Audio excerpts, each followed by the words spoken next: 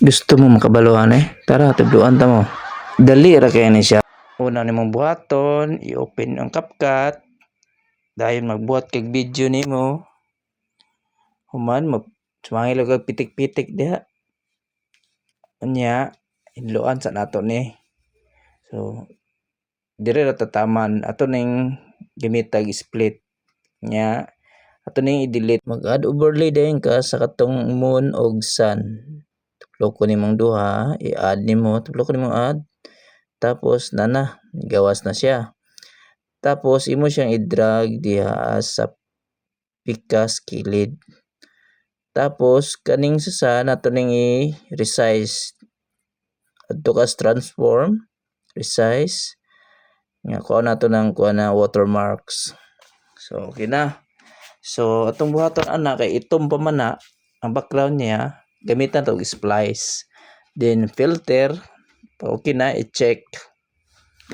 Then ato ning i-adjust ang moon. Human ato ra nang i-timing ang sun pod. Mura gyapon splice, filter. Kaning sun ug moon, pwede ra nimo ma-search sa Google. Download agad ninyo. Daghan may mapilian ninyo dito nga sun ug moon. Kamo nay bahala unsay dagway nga moon. Kung kadto bang moon sa Cocomelon. Unya gi-timer na ako na pagpitik niya. Pagpitik, mugawas dayon ang sun. Pagkahumana na, ato nang i-adjust ang background sa una nimo nga video. Pag i-click na nimo, pag muputi na, pangitaon nimo ang adjust. Okay, narang adjust nga. Ang brightness, imo i-adjust. Saturation, i-negative nimo. Ang brightness, i-negative. Tapos ang contrast, i-positive gamay. So, pag okay na, i-check. Kung mo adjust, unsaon ninyo pagkuan. Basta murag mo gabi lang. So, ni gabi na. So, pagka mo na magbutang na yung tag keyframe diya, kita ka nang na-diamond diya nga plus. Ato nang palihok ko ng moon diya ron. So, ato nang i-timing. So, para ma-adjust nimo, padako na nimo siya. Magbutang tag keyframe ka na iyang kamot. Tanaw nimo iyang kamot ha, tanawa. Pag mo action na gaya nagpitik, diyan natin magbutang og diamond. So, nanay automatic na siya magbutang og diamond. So, abante ka gamay. Tapos, pag mubukha na iyang kamot, imo na pong isibog ang moon pagawas. So, i-review lang sa nato. Ato sang i-play. Okay na ba? Di ba? Mura na siya tinuod. So, patanaw man diha. Ato siyang i-adjust ng sanda. I-adjust tumoy. Tapos, kita ka ng tao nga ang moon na pa sa tubangan. Ato ra ng i-magic ron. So, i-click ra ng primero ni mga clip.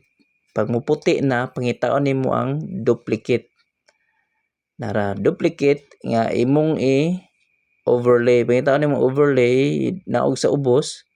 Kung naog na, i-drag ni mo padong sa wala. Na itupong ni mo siya diha. Pagkahuman, i-click ni mo na imong gi-overlay diha.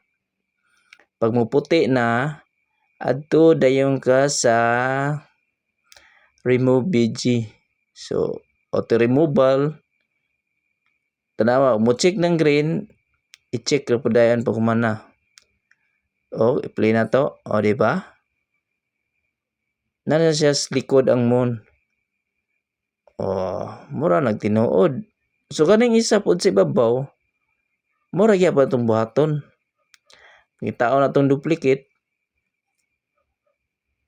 Nga, i-overlay na to, ibaba kaya po na to na. Nga, imo long press, nga i-drag ra nimo sumpay atong kaduhang clip. Unya, sim ra yapon tong primero, ato ra yapon tong remove BG. Nga, kanang nay-arrow da sa ubos, tukloko na nimo nga, scroll lang nimo pa kilid, itaon nimo ang remove BG. Pag okay na, mo green na, mo check ng green diha. Pwede na mo na i-check dayon. So, okay na dayon. Pwede na dayon mo na-export. Kaya mo na ibahala sa mga music yung ibutang diha. Kailang mo kalimot sa aspect ratio ha. 9 by 16 kay reels man ta. I-check nimo. So export na dayon.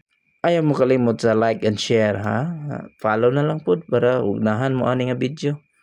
Sige, bye-bye.